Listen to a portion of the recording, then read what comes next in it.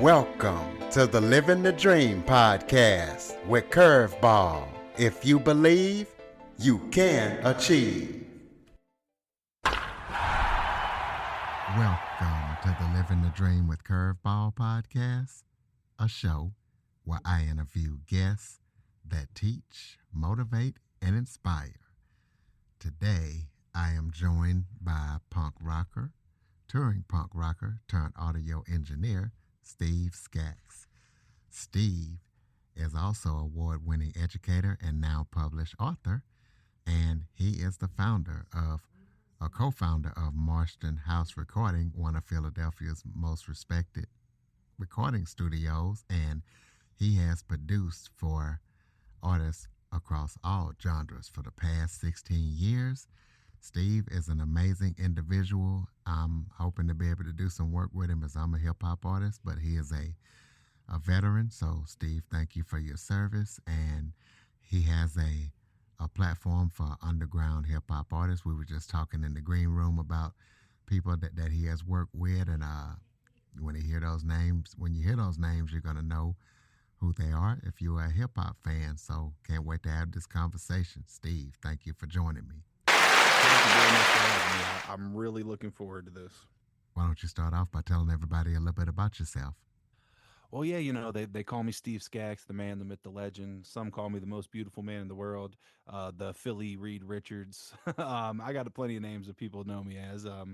I am, like you said, you did a great job on the intro. You kind of hit all the little bases, but I've been a touring musician for about 20 years. Started in the Philadelphia punk rock scene, and I found this connection between punk rock and hip hop. So since I've been 15 years old, I've been deep into both of those scenes.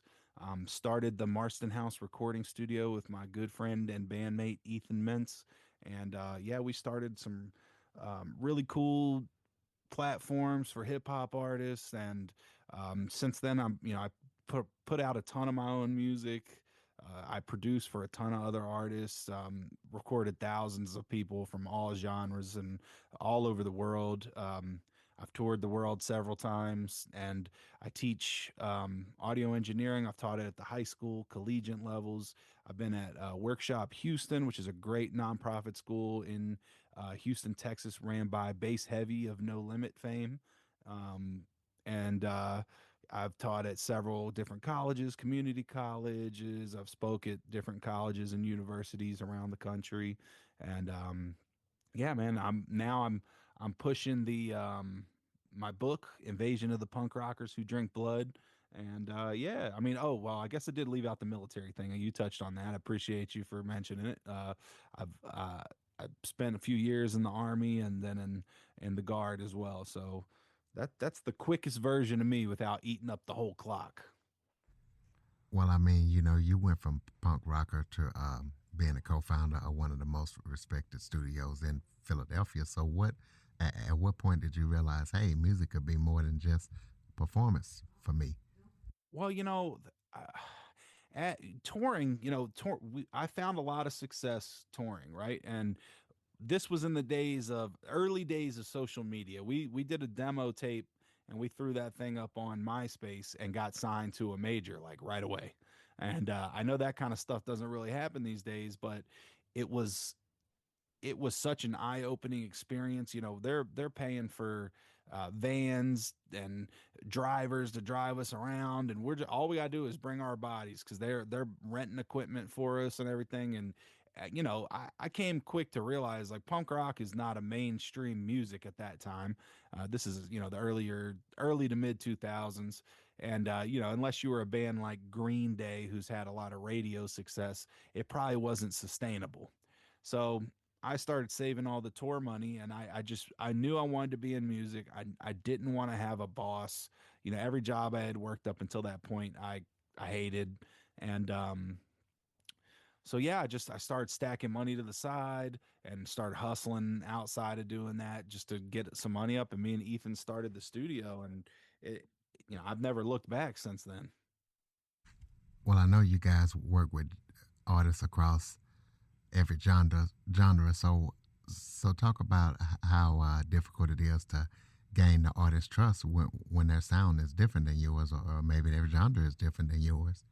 Well, I think being a musician first was such a leg up as making that transition to full-time engineer cuz if you have such a respect for the art, right? And me growing up, I was always very deep into music. It was my first love. It saved my life so many times. And I had a huge, I still have it now framed up in my house. But at the bottom of my stairs was a Nina Simone poster. I love Nina. I loved, everything from Nina Simone. Then I had a big Sean Price, Jesus Price poster, and then I had punk rock bands, and I just loved music so much. And so it wasn't too hard for me to jump around and mix different genres of music. I think the challenge for me was stepping back from being the artist and taking that sidekick role on of being the engineer, and kind of like a whistler to blade relationship, if you will. You know what I mean? So I was like, I'm guiding these people through to get the best product that they can. Now, there was plenty of times where I've recorded instruments that I had never even heard of. Like I remember we did a Harry Krishna band, and they had a Sharuti box, and I had no idea what it was. And it's really just a drone box, but we're experimenting on microphones trying to get it. We've recorded bagpipes and steel drums, full Jamaican steel drum reggae band, which was awesome. But learning these things on the fly, and um, that was always more fun than the challenge. But yeah, if you can set your ego to the side and really just help people get the best product that they can get, they'll trust you. Once you lose the trust of somebody, it's really hard to get it back. But if they see how much you're invested in their product, that they definitely will trust you. Well, talk to the listeners about the Marston House ciphers. Kind of tell us what it is, how it works, and why you decided to create it. Yeah, yeah. So Some the of the names you so work with. yeah, yeah. So I mean, the ciphers, man, that was like we if you're not familiar with what a cipher is, it's when you get a group of MCs together and everybody's spitting and just kind of showing their best bars, right? And they really started in the streets. That was like, you'd go up on a street corner and there'd be a cipher, and if you were dope, you could get up and spit, but if you were corny, then people were going to start rapping over you. And there's still a group that's been going on for a long time called Legendary Ciphers, and they're in New York, and we've collaborated with them before. And they still keep that essence of the original cipher alive. Like that's one of the big reasons we wanted to start doing it, is something for the culture. We've never charged an MC or an artist or a producer or a DJ to be a part of our ciphers, and I know there's a lot of them that do, but this is was always our thing to give back to the culture. um, and the other reason we started it was because we were watching all these ciphers, like the BET ciphers and the freshman ciphers, and while they'd have dope people on, it just felt so staged and rehearsed, and you could tell they did 1,000 takes and just to make sure everybody was in the best light. And I just felt like that wasn't what a cipher was. It was like a manufactured cipher. So we wanted to do something that was kind of in between those two things. And we did a studio cipher. The setting was the studio, but it was one take. We had four camera angles. We had a nice mic. We would mix them down like a song, but it was one take. You'd step up to the microphone, and whatever happened happened. I would always freestyle the intros. I said some crazy stuff on some of those. People would get up there and they would either kill it or they would fumble the ball, and you'd either be able to like catch yourself and get back to it, or you do the walk of shame and then try to redeem yourself next time. And I think that gave us like, such a not an advantage, but just a different thing than a lot of the other ciphers that were going on. I mean, we definitely developed like a cult following, and um, we started getting some bigger artists to come do it. We had Malik B from The Roots did a couple of them, which was, that super dope. One of my favorite moments. Rest in peace, Malik B. Then we had Diabolic and Whitney Payton, Terminology, and it led us to getting to work with Kendrick Lamar in the early days. We got to mix and master a song for Kendrick Lamar, J Rock, and Microphone Tone, with DJ No Frills on it, all because of the ciphers. It was a Hip Hop DX exclusive. Mike Trampy got it for us, and DJ No Frills was like he DJ'd our second cipher or our first cipher, I can't even remember. And so we just, because of these ciphers, we started building these relationships, and there was an MC from Jersey called Rich Quick. Rest in peace to Rich too, but Rich coming down and getting on our very first cipher, it gave us the validity that all these artists wanted to get on it. Because of Rich, I'm talking, you know, so many people stepped into the studio because of Rich. Reef the Lost Cause, Vinny Paz, um, Slain, all these artists. I mean, Slain had just did that movie, The Town, and we recorded one of his projects, and um, ad lib and a lot of the Jedi mind tricks and Pharaoh, Army of the Pharaohs crew was coming in, and it, the list just could go on forever with the people started flying in from Australia, from London, from coming over from Canada, coming from Jamaica, coming from Puerto Rico, just taking these long journeys to come be a part of what we were doing. And it was an amazing feeling. I'd be walking down the street or on tour. I can't go to a city still without somebody screaming, "Let's go, guy," which is my slogan that I would say on the ciphers. But I'll be at a comic book convention in you know California, and somebody screaming "Let's go, guy" at me because of these videos. So it became such a phenomenon, and like I said, like kind of a cult following that I'll always forever be grateful for that. And while we still are doing it, this is our 15th year. This is gonna be our last year doing the ciphers. All right. What talk about how your time in the military shaped the way that you now approach music, education, and leadership. Let's take a quick break. Hi there. If you would like an instant quote for business insurance, go to insuranceman.net. Protect what you have worked so hard for. Insurance Man LLC, entrepreneur's best friend.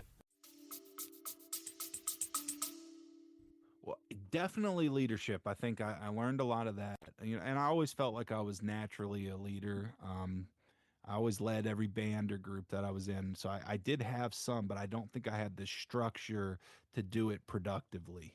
When you're in the military, you experience some bad leadership, and it can really bad leadership can get people killed in those settings. So taking from those lessons and bringing it back to music and just understanding how to really motivate people in like constructive ways has been, I think, one of the most helpful things. And the discipline that you learn, because in the military you got to balance a lot of things. And when you're just a musician, you kind of have the more freedom to create.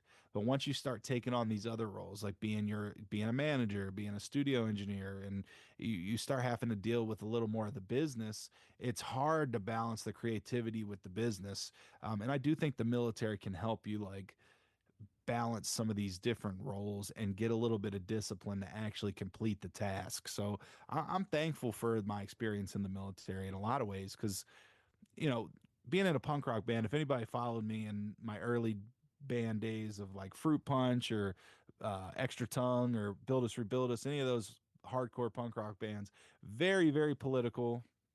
Um, even that's what I was listening to: political punk rock, political hip hop, like Dead Prez, and just all that. That was what was in my head, and I had a very different picture of what the military in my head of what I thought the military was than what it actually was. I thought everybody was going to be some meathead jock who just wanted to go murder people, and I wasn't like some super patriotic dude. So I joined because my childhood best friend was joining, and I just said I'm gonna go too because why not?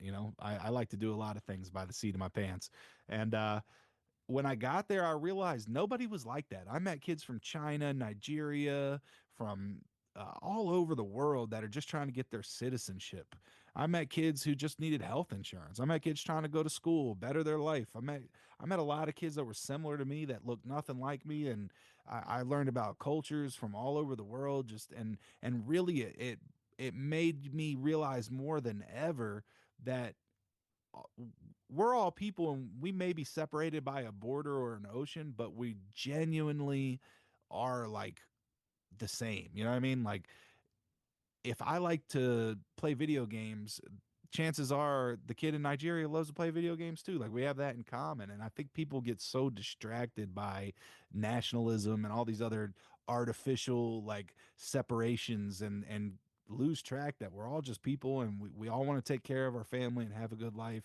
And yeah, man, it was a great experience. I think it makes you a more well-rounded person, and I think if you're more well-rounded, you're a better creator. Well, as an educator, speaking of a creator, as an educator, what do you feel like young artists most misunderstand about the music industry when they first start out? Well, I preach about this. I've said it a million times, but I'm gonna say it because I do think it's the most important lesson. I think a lot of younger artists have a skewed definition of what success is. So um, well, I'll just talk about Workshop Houston first, and then I could talk about pretty much the same conversation, whether it's at El Centro or Vox or any of these schools that I've been at. Um, I get there on my first day, and when I meet the kids for the first time, I'm covered in tattoos, neck, head, hands, all over. Like, there's so automatically the kids are looking at me a little differently than they look at most teachers coming in.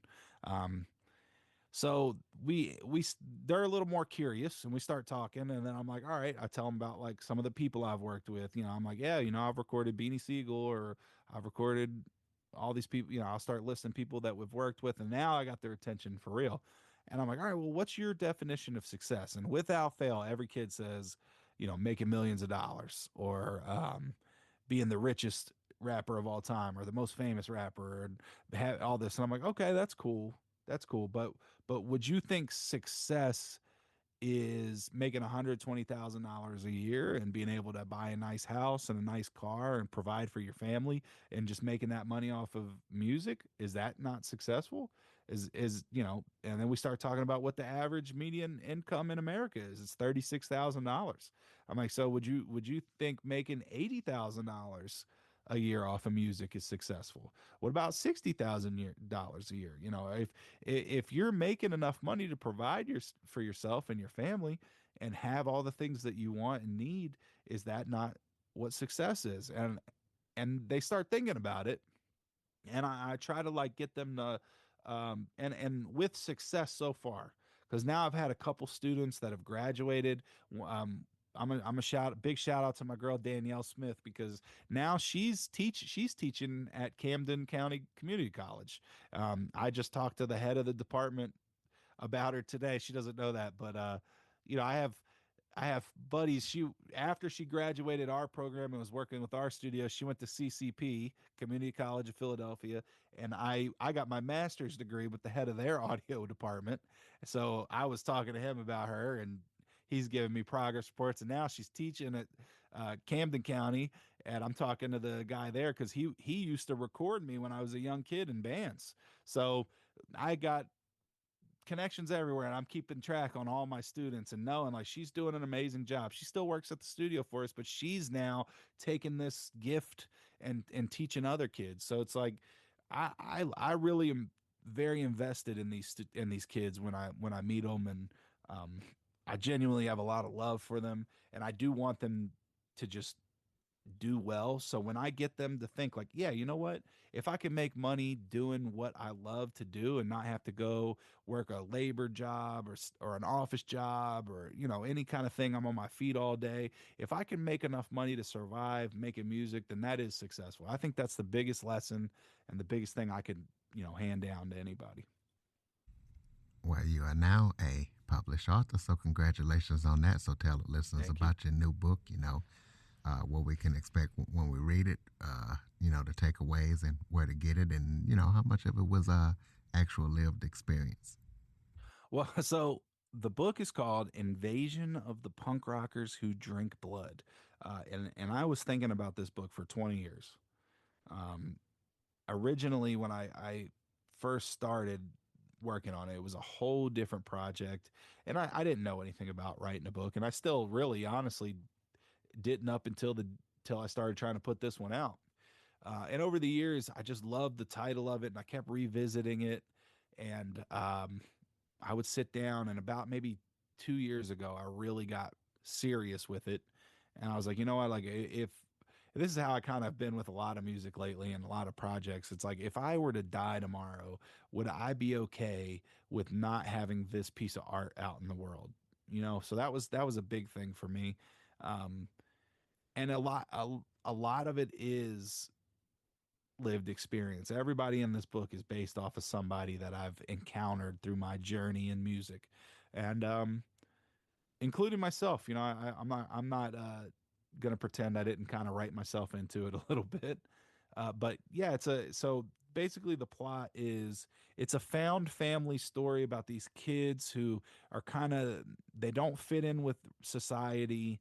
They're a little bit different, and they have to face the real world monsters like uh, racism, sexism, homophobia, and all these different things that every kid in the world has to go through. So it's relatable in that sense. But on top of that, they're going through, facing metaphysical monsters as well. So um, I think it's a book that any kid it's not it's a young adult, but I've had a few kids who read it, and now they're like super into punk rock and stuff. My buddy, he's another rapper, Scotty Must Rhyme. That's my guy. Shout out Scotty Must Rhyme if he's listening. But his daughter, she was 11, and he got a copy of it for her, and it changed her life. She didn't even like music, and now she's robbing all his CD collection for Ramones CDs and Poison the Well and The Clash, and it like got her into that, and she got a bass guitar for Christmas and wants to be like one of the characters in the book. And I just thought that was so cool. That alone made me want to write the sequel. So I am working on it, but I do have a little bit of ADD here. So, but yeah, I think it's a really unique take on a monster story. Um, it's a lot different than not to like try to sound like I'm tooting my own horn too much here, but I think it's a lot different than anything I've read in the lore, and it's some very cool world building that feels realistic, and I'm pretty proud of this piece. It's a 400-page novel, so it's not a little short story. It's you got to have a couple hours on your hands to make it through it. Absolutely. Well, punk has always been about pushing back. So, talk about how you see that rebellion is showing up in today's music culture. Man, I think we're in a lot of ways. I think we're in a good place. I I, I really love stuff like Tyler the Creator, who um, I, I like what he's done with like for the last I don't he's been out for maybe 20 years now, but in that time he's let kids know it's okay to be different, it's okay to be weird. And I've seen a ton of music spawn from that, from Tyler. There's that band Horror, I think it's HO9909. And they're really dope live. They're kind of like a hip hop punk noise band. And then Tyler was signing punk rock bands and skaters and going on tour with all these bands and skaters and stuff because he was into that stuff. And it's opened a lot of doors for people who like might have thought it was weird to listen to heavier music, and might have got made fun of for listening to that stuff. So now it's a lot more mainstream now to be into punk rock, which is now letting a lot of the ideologies, you know, come out into the mainstream. I'm seeing a lot of rappers talking about free Palestine and coming against ICE and doing all this political stuff. And it doesn't really matter what you think of any of these topics. It just is, it's very refreshing to seeing younger people being politically conscious and putting that into their artwork and using their platforms to speak on whatever you feel. personally, it's like if it's your politics and whatever, but if you use your platform and your artwork to speak on how you feel about it, that I think that's dope. And I love that. Um, I love that it's becoming more acceptable. And again, we're in a weird. I think, in my personal opinion, I don't want to like take say anything that you wouldn't agree with for your audience, but in my personal opinion, I think we're in the crazy times worldwide, and it's really really refreshing to see all these younger people voicing their opinion through their artwork. Well, talk about what role authenticity plays in your work, and how do you protect it in industries where uh, polish is rewarded over truth. Let's take a quick break. Hear honest conversations about anti Semitism, new generations reshaping their connection to Jewish identity, and first hand stories of how our community is supporting Israel. Subscribe to Mosaic, Exploring Jewish Issues on Apple, Spotify, or wherever you listen to podcasts. Or watch Mosaic at jewishpb.org.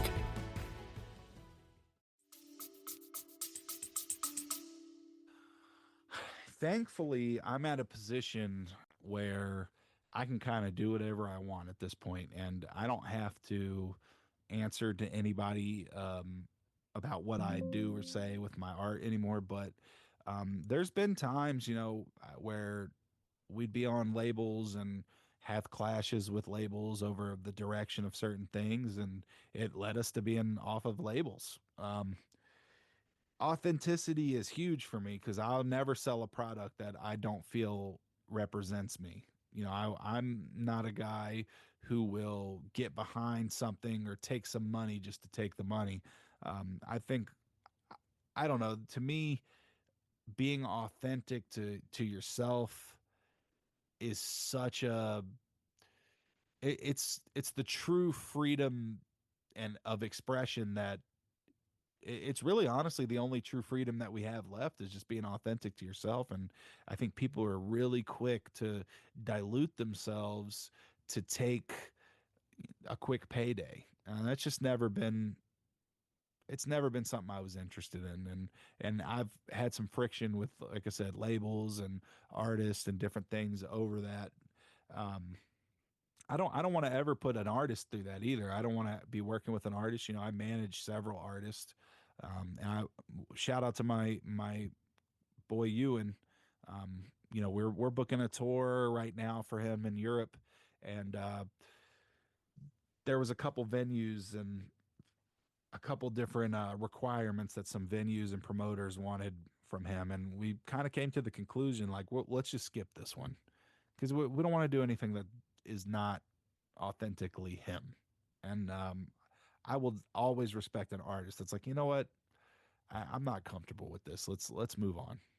So it's very important. If you're an artist, it doesn't really matter what you feel makes it authentic to you, but just be you, and don't compromise that. Even if it causes you to lose a deal or causes some friction, just keep being you because it's going to resonate with somebody.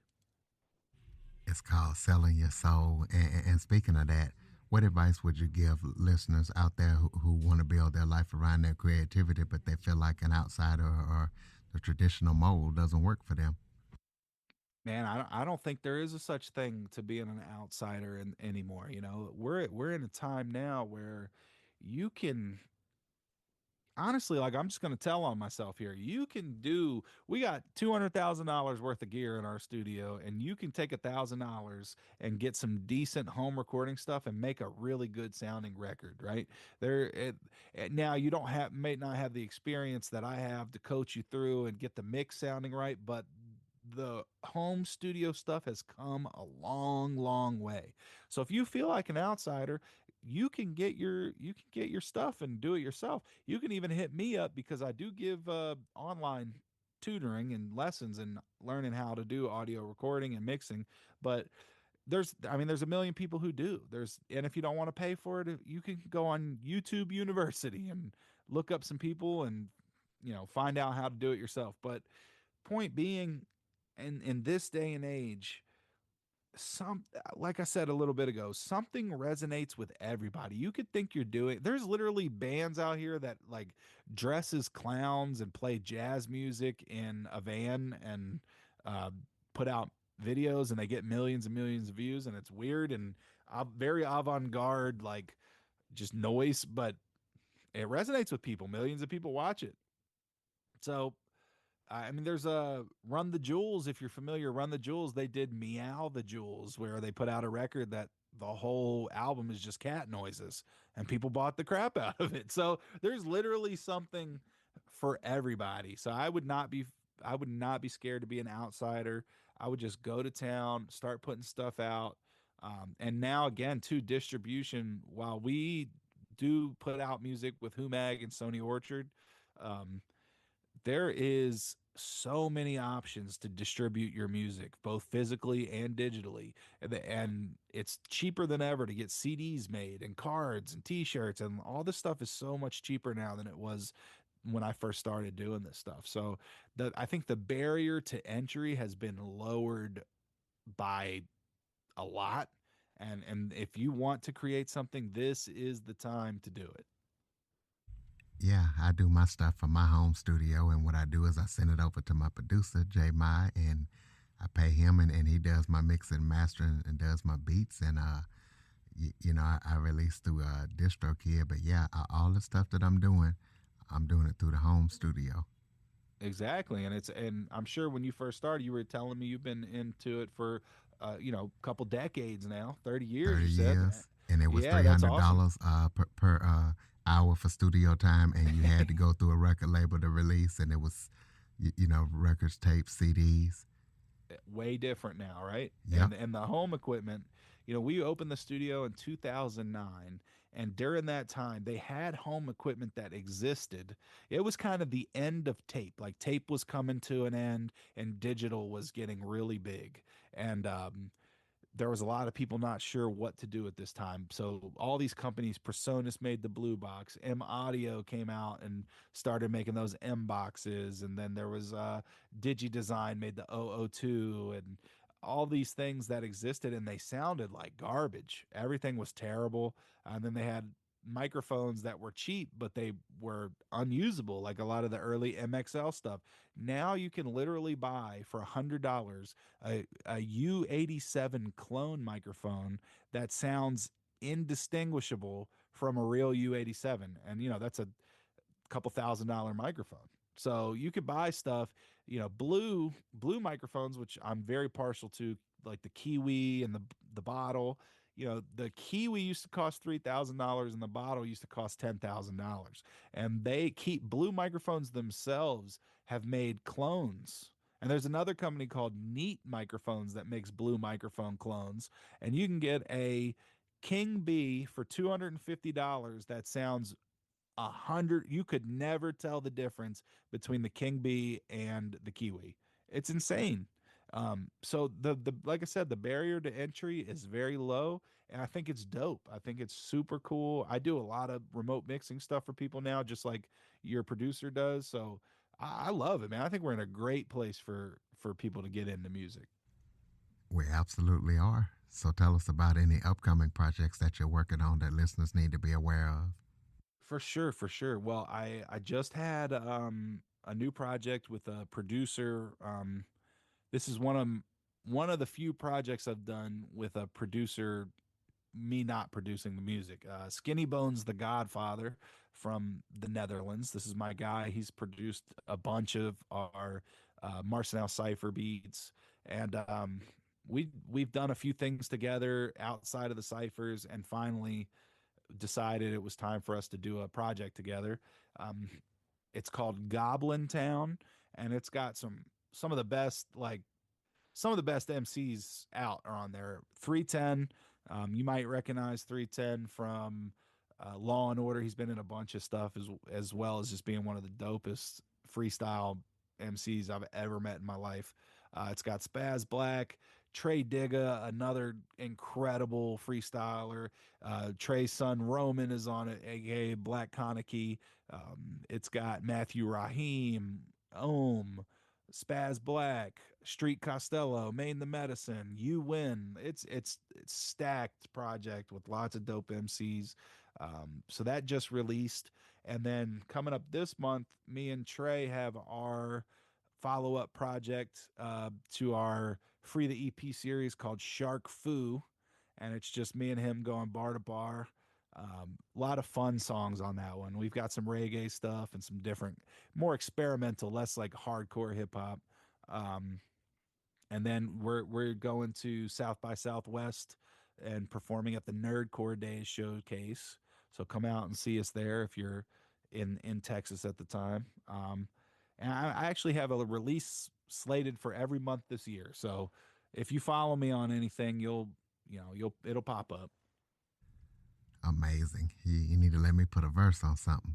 I got you, bro. I'm gonna send you some stuff. I got beats for you. So throw out your contact info so people can keep up with everything that you're up to. You can, I mean, I'm the most Googleable person. So if you just search Steve Sxaks, Sxaks, I pop up on everything. You can get my Wikipedia, you can get all my website. But my website is just letsgoguy.com, or you can go to stevescaks.com. They go to the same place. I'm Steve Sxaks on all social media.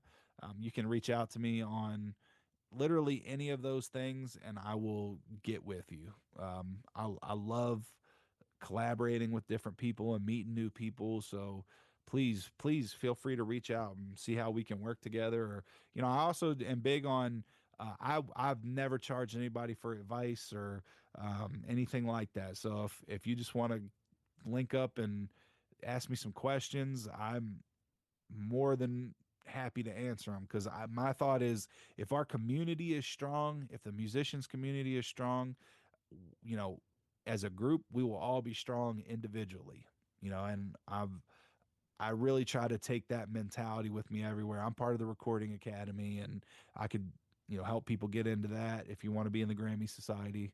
And, it's just, I just think that there's too many crabs in the barrel who don't want to work with you and don't want to like help each other get above, and that's never been me.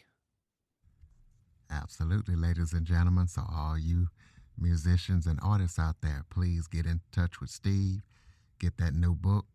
Follow, rate, review. Share this episode to as many people as possible. Keep up with everything that he's up to. Sign up for the Living the Dream newsletter. Leave us a review. Follow the show. Share the show to everybody you know. And the website, www.curveball337.com. Thank you for listening and supporting the show. And Steve, thank you for all that you do for us artists and, everything that you do in the world. And thank you for joining me. Thank you for having me. I had a great time. For more information on the Living the Dream with Curveball podcast, visit www.curveball337.com. Until next time, keep living the dream.